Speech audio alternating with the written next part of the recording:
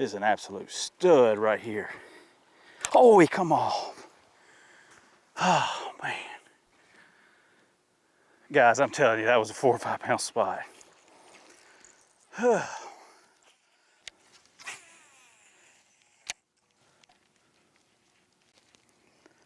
you're fishing this technique, you know, obviously we talk about it all the time. Top water, got to use monofilament. This is 14-pound test, super natural, sunline.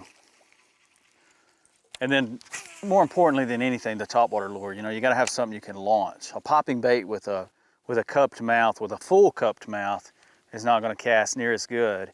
Neither is a prop bait.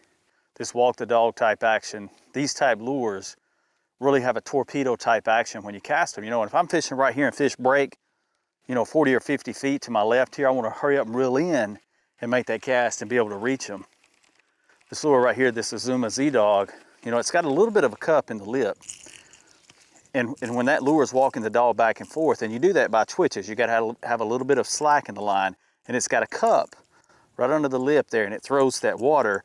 But it's also got, as you can see, this one's transparent, it's got this weight transfer system in it. All right, now the color pattern that we got here is a really dark back, and you can see it's got a prism blue insert inside of it.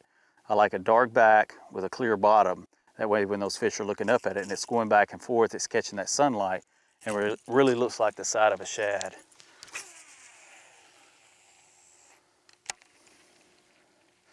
You know, you really just got to get the cadence down of how you move this lure, how much, you know, line you're taking up, and it really just becomes a rhythm.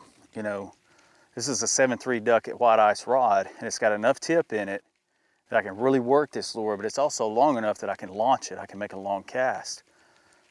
And it's really just the way you bounce that rod tip and the amount of line you take up. You know, when you first start doing it, it can be a little bit walking and chewing bubble gum at the same time, as they say. But once you learn how that movement goes, it really becomes just second nature in what you're doing. And you want to get that lure just going back and forth. And you really can call these fish up in this clear water. You know, Smith Lake, you can see 10 foot down very easily. And these fish will get out on these points in 30 and 40 foot of water and then push these shad up where these points become vertical. And then the shad will come to the surface, and it makes it easy for them to catch them and eat them. So that's really the, you know, the technique that you want to use.